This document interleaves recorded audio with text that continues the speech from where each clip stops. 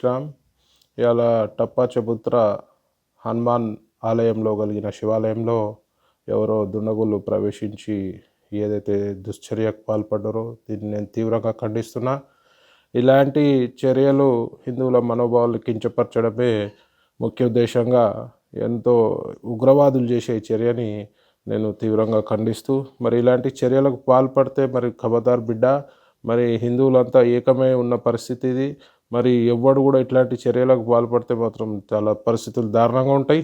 ముఖ్యంగా ఈ రాష్ట్ర ప్రభుత్వాన్ని నేను ఒకటే డిమాండ్ చేస్తున్నా, ప్రతి ఆలయంలో సీసీ కెమెరాలు పెట్టి ఈ యొక్క సీసీ కెమెరాలని కంట్రోల్ రూమ్కి అనుసంధానం చేయవలసిందిగా మనవి చేస్తూ, మరి ఈ గవర్నమెంట్లలో ఎందుకు దాడులు అవుతున్నాయి అంటే ఈజీగా తప్పించుకోవచ్చు అనే ఒక ధోరణితోటి ఈ గవర్నమెంట్లో ఇలాంటి హిందువులపై, హిందూ దేవాలయాలపై దాడులు జరుగుతున్నాయి.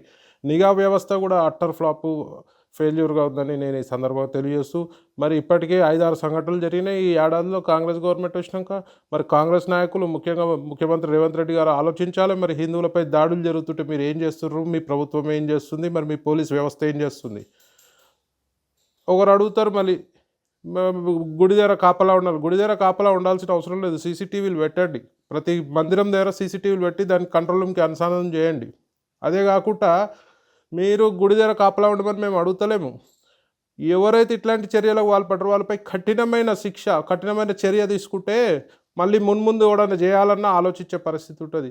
దయచేసి రాష్ట్ర ప్రభుత్వాన్ని కోరుతున్నా, ఇట్లాంటి దాడులు జరిగితే మరి ఆల్రెడీ మీరు ప్రజల నమ్మకాన్ని పొడగొట్టుకుంటున్నారు. మరి హిందువుల మనోభావాలు కించపరిచే ఎవరినైనా కూడా ఉపేక్షించే పరిస్థితి ఉండొద్దని చెప్పి నేను మనవి చేస్తూ, మరి ఇలాంటి పునశ్చర్యలకు ఎవరైనా ఇట్లాంటి చర్యలకు పాల్పడితే మాత్రం బిడ్డ తీవ్రంగా ఉంటాయి పరిస్థితులు.